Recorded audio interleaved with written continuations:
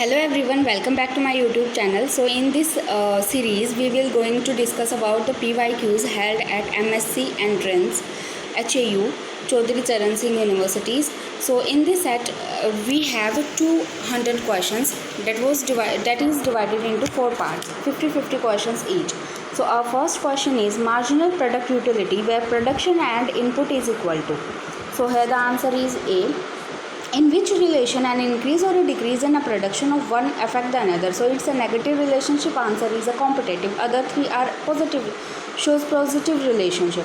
The WTO is a successor of. So its answer is GATT. Which of the following is apex banks of agriculture credit in India? So here ask agriculture credit apex banks. So it's NABARD, not RBI. Fifth is demand curve. So demand curve is buyer willing to pay here, and the difference between fifth question and sixth is that in a demand curve we take only what buyer willing to pay, and in consumer surplus what a buyer willing to pay minus the price, what he is actually wants to pay, or minus to the price of the product. And the seventh question is according to the law of demand. So law of demand is a negative relationship. When the demand of a product in the market increases, so its price also increases. So there is a negative relationship between quantity demanded and the price. Marginal utility signifies. So the marginal utility signifies the utility from additional unit. जो additional unit हमारे पास है उसकी जो भी उससे हमें जो utility मिलती है. National income means, national income का मतलब होता है जो हमारा पूरा साल का एनुअल का जितना भी हमारे पास जो भी हमारे पास सर्विसेज और गुड्स से जो भी हमारे पास इनकम आ रही है नेशन के पास में, तो वो हो जाती है हमारे पास. तो answer is money measures of overall annual flow of goods and services in an economy. Internal rate of return at net present value, so it's always 0. 11 question is the residual left with the farmer with the sorry for the inconvenience. So the residual left with the farmer after meeting his family consumptions, यानी कि field से अपने पास वो अपनी जो भी yield हुई है फार्मर अपने घर लेके आया, लाइक वीट उसने लेके आया, तो जो उसकी फैमिली की कंजप्शन है जो उसके एनिमल के लिए उसके पास जाने वाली है, तो वो अपना वो निकाल करके जो भी बचा हुआ फिर जो मटेरियल जो क्वांटिटी रह जाती है उसको वो सेल कर देता है. सो वो हो जाती है हमारे पास मार्केटेबल सरप्लस, और जो पूरा का पूरा वो सेल करता है मार्केट के अंदर वो मार्केटेड सरप्लस होता है. NPV is 0. तो BC रेशियो क्या रहता है?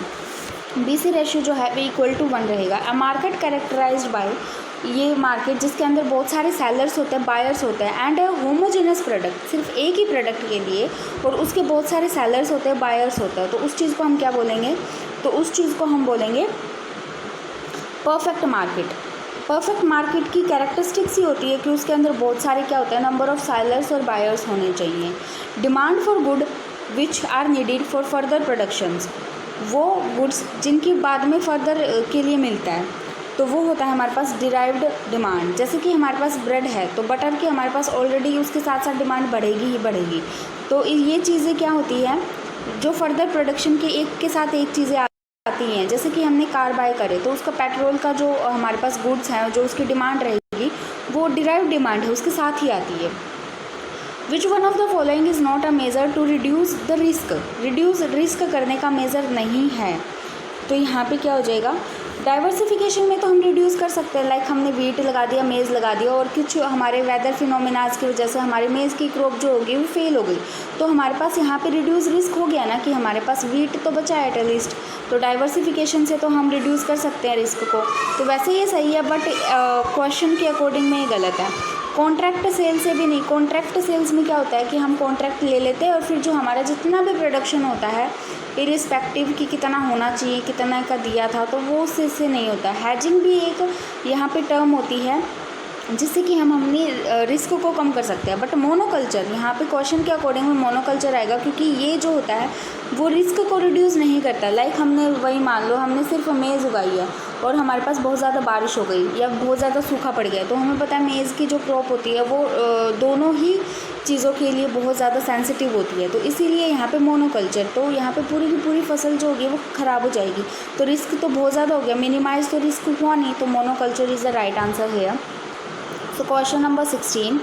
In question number 16, marginal product is additional made to. marginal product हमने ऊपर अभी देखा था कि ये जो यूटिलिटी होती है एडिशनल यूनिट की, तो यहीं पे वो होगा, यहाँ पे आंसर इसी के रिलेशन में आ जाएगा। एडिशन मेज टू द टोटल प्रोडक्शन, जो हमारा टोटल प्रोडक्शन था उसके अंदर कुछ एडिशन हो रहा है। क्यों एडिशन हो रहा है? क्योंकि हमने वहाँ पे कुछ एडिशनल इनपुट्स डाले थे। सपोज़ हमने क्रॉप लगाई थी और क्रॉप में जो है वो हमारे पास 20 क्विंटल ही उसकी आने वाली है, तो अब बट अगर हम लोग वहाँ पे फर्टिलाइज़र्स का एप्लीकेशन कर देते हैं तो वो 25 क्विंटल हो जाती है। तो यानी कि इसमें क्या हुआ, जो हमारे पास टोटल प्रोडक्शन आने वाला था उसकी जो यील्ड है वो इंक्रीज़ हो गई। क्यों इंक्रीज़ हो गई? क्योंकि वहाँ पे हमने एडिशनल इनपुट को वहाँ पे अप्लाई किया था। In which layer of the atmosphere there is a temperature inversion. Temperature inversion क्या होता है? वैसे अगर हम जनरली देखते हैं तो जैसे जैसे हम एटमॉस्फेयर में ऊपर जाते जाते हैं तो हमारे पास टेम्परेचर क्या होता है? कम होता जाता है, ठीक है। बट एक सिचुएशन आती है जहाँ पे हम एटमॉस्फेयर की लेयर्स के अंदर ऊपर जाएंगे और टेम्परेचर वहाँ पर जो है वो ज़्यादा होना शुरू हो जाएगा। तो वो चीज़ किस में आती है? स्ट्रेटोस्फेयर में आती है, क्योंकि स्ट्रेटोस्फेयर के अंदर टेम्परेचर इंक्रीज़ क्यों होता है? क्योंकि वहाँ पे ओजोन लेयर होती है और ओजोन लेयर की वजह से जो ट्रैप हो जाती है वहाँ पे उस ब्लैंकेट के अंदर में, तो उस वजह से वहाँ का टेम्परेचर इंक्रीज़ हो जाता है। तो टेम्परेचर इन्वर्जन कहाँ पे होता है? स्ट्रेटोस्फेयर के अंदर टेम्परेचर का इन्वर्जन हो जाता है। विच layer of atmosphere has lowest average temperature? सबसे कम टेम्परेचर किस में होता है? तो लोवेस्ट टेम्परेचर मेसोस्फेयर के अंदर सबसे कम टेम्परेचर होता है, बहुत ज़्यादा ठंडा टेम्परेचर वहाँ पे मिलेगा। The value of environmental lapse rate, तो लैप्स रेट उसी से रिलेशन में जाता है। जैसे जैसे हम ऊपर जाते जाते हैं तो वो टेम्परेचर किस तरीके से कम होता जाता है, तो जैसे जैसे हम ऊपर जाते जाएंगे तो वो लैप्स रेट जो होगा वो 6.5 से हो जाता है। Wind direction measure, wind direction को कैसे मेज़र करते हैं? तो जहाँ से विंड हमारे पास आ रही है वो भी हमें पता चलता है। जैसे ये एयर हमारे फेस पे टच करती है हमें पता चल जाता है कि सामने से एयर आ रही है, बट अगर पीछे से एयर आ रही है तो वो भी फील हो जाती है। तो कहाँ जा रही है कहाँ आ रही है, दोनों ही सही है यहाँ पे।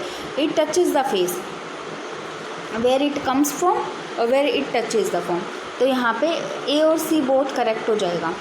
वर्टिकल डिस्ट्रीब्यूशन माइक्रो क्लाइमेट, तो वर्टिकल डिस्ट्रीब्यूशन माइक्रो क्लाइमेट का क्या रहता है? इसकी एक वैल्यू रेंज होती है 10 to the power -2 to 10 to the power 1 metre तक। Name the most important weather element, सबसे ज़्यादा मेजर एलिमेंट क्या रहेगा? इस क्वेश्चन का आंसर जो होता है वेरी करता मिलेगा आपको, बट एचएयू ने जो इसको कंसिडर किया है ना उसका रेनफॉल ही लिया है। बाकी आपको कुछ टेक्स्ट बुक्स में और बाकी साइट्स पे आपको टेम्परेचर आंसर मिलेगा, बट एचएयू ने रेनफॉल को ही कंसिडर किया था आंसर को, क्योंकि ये बहुत ज़्यादा इंपॉर्टेंट एलिमेंट है। इंपॉर्टेंट तो है ही, एक क्वेश्चन आपको वेरिएबल पे भी मिलेगा कि कौन सा जो है फैक्टर वेरिएबल होता है बहुत ज़्यादा। थेरिया डिजीज़ जो होता है ये तो बहुत मोस्ट कॉमन क्वेश्चन है, जो कि ज़्यादातर हर क्वेश्चन में आपको हर एग्ज़ाम में देखने को मिलता है। तो इसका तो डेफिशिएंसी ऑफ जिंक की डेफिशिएंसी से ये होता है। नेक्स्ट क्वेश्चन, लाइसिन जो होता है वो अमीनो एसिड इसमें बहुत कम हो जाता है, तो वो किस में मिलता है? सीरियल्स के अंदर कम होता है, और वहीं पे पल्सेस के अंदर मैथेनॉइन आती है, तो यहाँ पे आंसर सीरियल्स रहेगा। विच among the following herbicide is non selective? Non selective herbicide का मतलब क्या होता है कि वो ये नहीं देखागा कि हमारी क्रॉप कौन सी है या फिर हम वीड कौन सी है, वो इसके टच में जो भी आएगा ना वो किल हो जाएगा, चाहे वो क्रॉप हो चाहे वो वीड हो। सेलेक्टिव सिर्फ वही होता है जो कि सेलेक्टिव चीज़ों को मारता है, जैसे कि 2,4-D जो होता है वो सिर्फ और सिर्फ ब्रॉड जो लीव्स होती हैं ना उन्हीं को किल करता है। तो यहाँ पे नॉन सेलेक्टिव हर्बिसाइड जो है वो है हमारे पास paraquat. So answer is A. बरसम सीड को किसके साथ जो है वो हम ट्रीट करते हैं? तो बरसम सीड को हम लोग ट्राइफोलिया से करते हैं। इसको कैसे याद कर सकते हैं? जैसे अगर आपने बरसम की सीड्स लीव्स देखी होंगी तो उसमें 3 पत्तियाँ होती है और इसमें भी ट्राइफोलिया लिखा है। जपोनिका जो होता है वो सोयाबीन से है, ठीक है। So the next is conversion of ADP to ATP। तो इस चीज़ को क्या बोलते हैं? तो ये फिजियोलॉजी का क्वेश्चन है इसके अंदर फोटोफॉस्फोराइजेशन क्या होता है, जो हमारे एटीपी होता है उसको एटीपी के अंदर चेंज कर देते हैं, photophosphorylation. Deficiency of which element plant nutrient lead to pod disease in calcium groundnut. इसमें क्या होता है, जो ग्राउंडनट जो कर्नल होता है उसके अंदर जो हमारे पास ये रहते हैं ग्राउंडनट, वो खाली रह जाते हैं या फिर मतलब अच्छे से डेवलप नहीं हो पाते, वो कैल्शियम की वजह से होता है। Which among the following weed causes dropsy disease जो होता है जिससे कि क्या हो जाता है, ब्लाइंडनेस आ सकती है ह्यूमन बींग्स के अंदर। सो वहाँ पे आंसर क्या रहेगा, एग्रीमोना मैक्सिकाना। ये जो होती है वो मस्टर्ड के अंदर वीड ग्रो करती है। Root absorb water from, root जो होती है वो कैसे होती है, absorb from water. Is active और पैसिव। तो यहाँ पे ये ट्रिक यहाँ पे इसको बोल सकते हैं, जो प्लांट होता है उसके अंदर दो मैकेनिज़म्स होते हैं, एक एक्टिव होता है एक पैसिव होता है। तो वाटर के लिए तो दोनों ही है। एक्टिव में क्या होता है, एक्टिव में हमारे पास एनर्जी जो होती है एटीपी कंजप्शन होता है। अब ये देखो कुछ प्लांट्स की हाइट बहुत ही ज़्यादा बड़ी होती है, तो अगर एक्टिव वहाँ पे होने लग गया ट्रांसपोर्टेशन, जैसे मान लो पानी जो रूट से जो है पानी ऑब्जर्व करती है और उसको प्लांट्स के हर पार्ट तक वो पानी पहुँचाना है, बट अगर वो एक्टिव चीज़ हो जाएगी तो उसको कितनी एनर्जी खर्च करनी पड़ेगी पानी पहुंचाने के लिए। तो जो पानी का ट्रांसपोर्टेशन होता है प्लांट्स के अंदर में वो हमेशा पैसिव रहता है, बट रूट जब सॉइल से पानी लेती है तो वो एक्टिव पैसिव दोनों ही हो सकता है, क्योंकि रूट तो बिल्कुल एसोसिएटेड होती है ना सॉइल से, तो थोड़ी सी एनर्जी वहाँ पे करी जा सकती है। तो इसमें दोनों ही आती है, एक्टिव और पैसिव। बट अगर ट्रांसपोर्ट करना है water from other parts of the plants तो वहाँ पर वो हमेशा ही पैसिव रहता है। सनफ्लावर जो होता है वो बिलोंग करता है किससे, ऑस्ट्रेसी फैमिली से। Next question is removal of uniform thin layer of a soil by the action of water. Water से जो रिमूवल थिन लेयर चली जाती है, मतलब पूरा का पूरा एक ब्लैंकेट टाइप से जो होता है पूरा इरेज हो जाता है, इसको शीट इरोजन बोलते हैं। और बट अगर पूछा जाए several form of soil erosion तो वहाँ पे गली इरोजन आएगा। और इसको जो होता है शीट इरोजन को फार्मर डेथ भी बोला जाता है, क्योंकि जो हमारी सॉइल होती है उसकी अपर लेयर के अंदर ही हमारे ज़्यादातर मिनरल्स ऑर्गेनिक मैटर होता है। अगर वही सॉइल से इरोड होकर कहीं और चली गई तो पूरी फर्टिलिटी इफेक्ट हो जाती है क्रॉप की, सॉइल की। सो इसको फार्मर डेथ भी बोला जाता है। So next question is major source of water use by plant. सबसे ज़्यादा कौन सा होता है, कैपिलरी वाटर होता है। ग्रेविटेशनल वाटर जो होता है बहुत स्ट्रॉन्गली हेल्ड हो जाता है ग्रेविटी की वजह से, इसलिए वो अवेलेबल हो नहीं पाता प्लांट्स को। हाइड्रोस्कोपिक वाटर जो होता है वह प्योर फॉर्म में होता है, तो वो भी अवेलेबल नहीं हो पाता प्लांट्स को। So answer is capillary water. Parthenium hysterophorus congress grass जो होता है उसको हम लोग कंट्रोल कर सकते हैं। किससे कंट्रोल कर सकते हैं इसको, बायोलॉजिकली हम कर सकते हैं ट्राइकोग्रामा बायोक्लोराटा से। Next is heavy shedding of birds and balls occurs in cotton. Cotton के अंदर क्या होता है, बहुत ज़्यादा अमाउंट के अंदर जो बर्ड्स और बॉल्स होती हैं वो नीचे गिरना शुरू हो जाती हैं। किस लिए हो जाती हैं, जब वहाँ पे वाटर स्ट्रेस हो जाता है, जैसे बर्ड फॉर्मेशन है, वहाँ पे हमारे पास बर्ड्स लग रही हैं बट वहाँ पे पानी की कमी हो गई तो वहाँ पे फिर वो गिरना शुरू हो जाएंगी, क्योंकि प्लांट्स को अपना फिर वो पानी की रिक्वायरमेंट पूरी नहीं होगी तो उसको और एसेंशियल कामों में लगा देगा वो, तो वहाँ पे फिर ये शेडिंग होना शुरू हो जाएगी। ड्रिप इरिगेशन सबसे ज़्यादा किस में होगी, ड्रिप इरिगेशन सबसे ज़्यादा सूटेबल होती है सलाइन सॉइल के अंदर। लीसा जो होता है वो रिलेटेड होता है किसमें, सब चीज़ों के लिए होता है लीसा इसके अंदर, inorganic farming, organic farming, natural farming. Next question is light intensity at which photosynthesis and respiration are equal.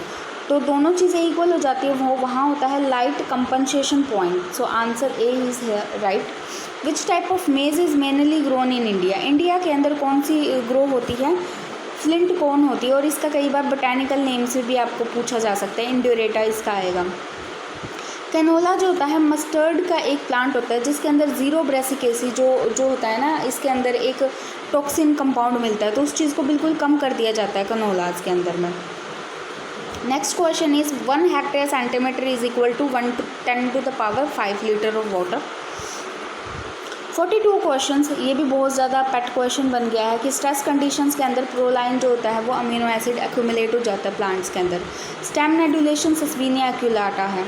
Stomata को क्लोज करना किस में आता है, पीएमए में आता है। Most damaging single influence on storage life cycle, तो कौन सा डैमेज करेगा, हमें बहुत सारे सीड्स को स्टोर करके रखना है, तो हाई टेम्परेचर होगा तो वो नहीं होगा, लो मॉइस्चर कंटेंट होगा तो वो भी नहीं होगा। वो तो ये दोनों चीज़ें तो क्या करती हैं, बहुत देर तक हेल्प करती हैं स्टोरेज में हमारे पास ग्रेन के लिए। तो हाई मॉइस्चर कंटेंट जो होगा वो क्या होगा, वो हमारे लिए डैमेजिंग स्टेज होती है स्टोरेज सीड्स के लिए। Next question is instrument use to measure solar radiations, so the answer is pyranometer. Barograph जो होता है एटमॉस्फेरिक प्रेशर के लिए आता है। एनीमोमीटर विंड के लिए आता है। और सीजोग्राफ जो होता है वो हमारी ग्रोथ के लिए कहीं ना कहीं होता है। Attraction of water molecule toward the soil particle, एक वाटर मॉलिक्यूल है एक सॉइल है, दोनों अलग अलग है तो एडेशन है। और वाटर का जो होता है वो कोहेशन होता है। जो सॉइल इरोजन के लिए क्रिटिकल स्लोप होता है 3% तक का। अगर 3% से कम है तो वहाँ पे हम कल्चरल ऑपरेशंस कर सकते हैं, बट अगर स्लोप हमारे पास 3% से ज़्यादा है तो वहाँ पे हमें मैकेनिकल मैनिपुलेशन ही करना पड़ता है फील्ड के अंदर। Next question is the instrument use for measuring depth of water table, जो वाटर टेबल की डेप्थ को मेज़र करता है इस पेजोमीटर। लाइसीमीटर एवो ट्रांसपिरेशन को करता है। ओडोमीटर और एवोपेरोमीटर एवोपरेशन को देखता है। सीसेम जो होता है वो पेडिलिएसी फैमिली से आता है। इनसाइड प्लांट्स के अंदर जो फाइलम है जाइलम है इनके कुछ रोल्स हैं।